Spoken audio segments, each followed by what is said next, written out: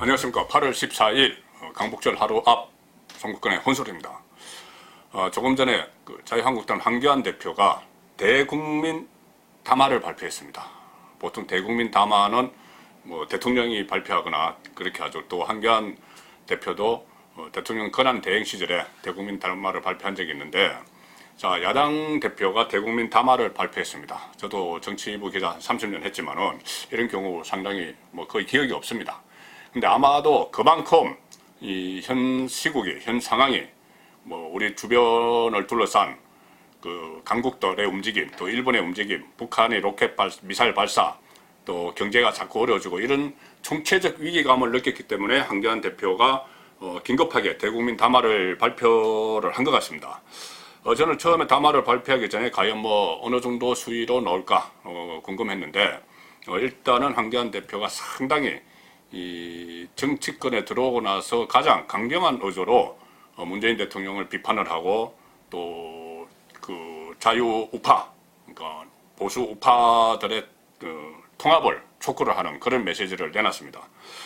자, 대통령님 정신 차리십시오, 이 말까지 했습니다. 본인이 직접 한 것은 아니고 국민들이 그렇게 이야기한다, 대통령 정신 차려라, 그 이야기까지 하면서 국민의 소리를 좀 들어라. 만약에 여전히 국민들에게 믿음을 주지 않으면은 황교안, 저와 우리 당 자유한국당이 특단의 대책을 내놓겠다, 그렇게 이야기를 했습니다.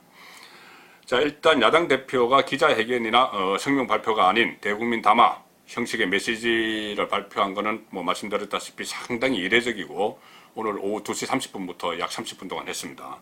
그리고 담화 발표 장소도 상당히 의미가 있습니다. 국회 안에 로텐도 홀이라고 있는데, 중앙홀이죠. 로텐도 홀에 있는 이승만 전 대통령 동상 앞에서 했습니다. 황교안 대표 측은 이렇게 설명을 했습니다. 그쪽에서 하는 이유를 자유민주주의와 시장경제를 도입한 이승만 전 대통령을 건국의 아버지로 기리기 위해서다, 이렇게 이야기를 했습니다. 뭐냐면은 그만큼 지금 현 집권층이 너무 좌쪽으로 너무 가니까 거의 좀 균형을 맞춰야 된다. 그러기 위해서 이승만 전 대통령 동상 앞에서 이 대국민 담화를 발표한 것 같습니다. 담화 제목은 오늘을 이기고 내일로 나아갑시다, 이겁니다. 오늘을 이기고 내일로 나아갑시다. 현 정권이 너무 과거에만 매달리니까 오늘 이기고 내일로 좀 나가자, 이 메시지죠. 그래서 여기서 길을 찾겠다, 황교안 대표가 그렇게 이야기했고, 그 길이 자유와 번영의 길이어야 된다. 그러면서 그 대안으로 5대 실천 목표를 제시를 했습니다. 5대 실천 목표, 그냥 제목만 말씀드리면은 잘 사는 나라, 또 모두가 행복한 나라, 미래를 준비하는 나라, 또 화합과 통합의 나라, 이 부분이 중요하죠. 화합과 통합의 나라. 그 다음에 마지막 5번째, 한반도 평화 새 시대를 여는 나라, 이야기인데, 자, 여기서 하나 화합과 통합의 나라 부분에서는 이런 이야기를 했습니다. 자, 우리가 황교안 대표 본인이 새로운 정치를 한번 해보기 위해서 정치권에 들어왔다, 그렇게 들어왔는데, 지금 당장 필요한 것은, 새 정치를 위해서 필요한 것은 자유우파의 통합이다. 자유우파의 통합은 반드시 필요하고 꼭 해내겠다, 이렇게 강조를 하면서 요원을 남겼습니다. 뭐라고 그러냐면은 반드시 필요하고 꼭 해내겠지만은 지금은 말하지 않고 추후에 자세히 다시 보고를 드리겠다, 자세한 방안을 보고를 하겠다, 국민들에게. 그러니까 지금 어떤 마쿠에서 여러 가지, 저번에 나경원 원내대표가 이야기했던 유승민 바른미래당 의원에게 대한 로보콜이라든지, 또는 여러 차례 제가 취재를 해서 말씀드렸던 우리 공화당, 나가서 우리 공화당과의 이게 보수 대통합 문제, 이런 것이 물밑에서 논의가 되고 있다는 느낌을 주기에 충분했습니다.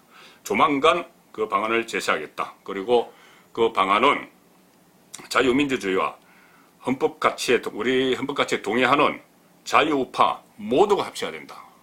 모두가 합쳐야 된다, 이렇게 이야기를 했기 때문에 아마 보수 대통합을 위한 물밑 접촉은 저는 분명히 이루어지고 있다고 봅니다. 그것은 제가 또 취재한 다른 과거 친박계 의원, 지금 한국대에서 나가 있는 친박계 의원들도 그렇고 다 그 필요성에 다 공감을 하고, 다만 이것을 언제 어떤 방식으로 하느냐, 그 부분을 지금 꾸준히 논의를 하고 있기 때문에 한기환 대표가 아마 조만간에 자유우파 통합 방안을 내놓을 거라고 저는 믿습니다. 그 다음에 또 하나는 이것은 그 한국당 보수 우파의 내부 문제죠. 또 하나는 주안점을 둔 부분이 문재인 대통령에 대한 경고였습니다. 문재인 대통령에 대한 경고. 자, 이렇게 이야기를 했습니다. 한기환 대표가 문재인 대통령 과거에 머물 거냐 미래로 갈 거냐 선택해라. 지금처럼 뭐 적폐청산하고 계속 그런 식으로 할 거냐, 국민들의 먹고 살 길 마련을 위해서 미래로 갈 거냐 선택하라는 이야기고, 또 이념이냐 경제냐, 지금 뭐 경제 문제까지도 전부 다 이념으로 덮으려고 하고 있죠. 한일 경제 전쟁조차도 이것을 친일 반일로 나누면서 이념으로 국민 갈라치기를 하고 있습니다. 자, 그런 이야기를 하면서 한기환 대표가 마지막으로 그런 말을 했습니다. 내일 8.15 광복절 기념사에서 이 기념사를 맞아서 그 기념사를 통해서 문재인 대통령이 좀 변화를 있기를 기대한다 하면서 세 가지 요구를 했습니다. 내일 대국민 메시지에 문재인 대통령이 꼭 담아야 될 내용 세 가지. 하나는 일본과의 분쟁을 감정에 치우치지 않고 정책으로 해결할 수 있는 방안을 제시를 하라. 말로만 하지 말고 어떤 정책이 있는지 제시를 하라. 그리고 또 두 번째는 거듭된 김정일의 도발에 대해서 확실한 경고 메시지를 날려라. 김정일이 계속 문재인 대통령과 한국 정부를 조롱을 하면서 연일 미사일을 쏴야 되는데 한마디도 못하고 있죠. 거기에 대해서 강력한 경고 메시지를 날려라.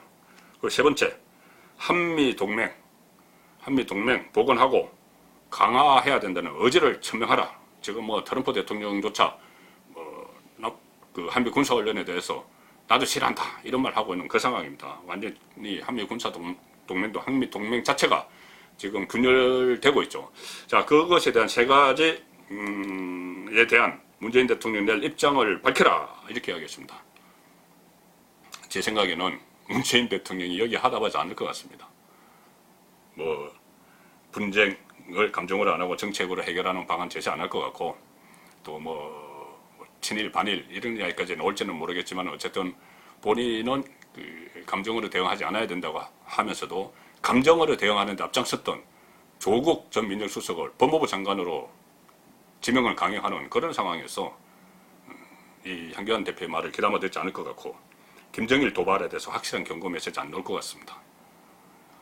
지금 뭐 그 국무회의나 수석보좌관 회의에서도 전부 일본에 대한 이야기뿐이지 김정일 뭐 트럼프 이야기 한 번도 안 했습니다. 안 나올 것 같습니다. 세 번째, 한미동맹 복원 이 이야기 못합니다. 김정은의 눈치를 봐야 되니까. 그렇기 때문에 문재인 대통령이 전혀 변함이 없을 텐데, 그렇다면 지금 한기환 대표에게 남은 문제는 문재인 대통령이 하답을 하지 않는다. 그렇다면은 아까 처음에 말씀드린 대로 국민의 소리를 듣지 않으면은 우리 당과 그러니까 한국당과 한기환 대표가 특단의 대책을 내리겠다고 했는데 제발 좀 특단의 대책을 좀 내려줬으면 좋겠습니다. 왜 그러냐면은 지금 상태로 그냥 통제 없이 독선 독조하도록 문재인 정부를 놔두면은 상황이 너무 더 나빠지고 총체적 위기가 아니고 완전 총체적으로 낭떠러지에서 굴러떨어지는 그런 결과가 올지도 모르기 때문에 지금 믿을 수 있는 것은 제1야당이죠. 자, 한기환 대표 오늘 대국민 담화, 좀 이색적인 담화였는데 대국민 담화가 말로만 그치지 않고 정말 문재인 대통령이 받아들이지 않을 경우에는 행동으로 나서는 그런 출발점이 됐으면 합니다. 송국근의 혼술이었습니다.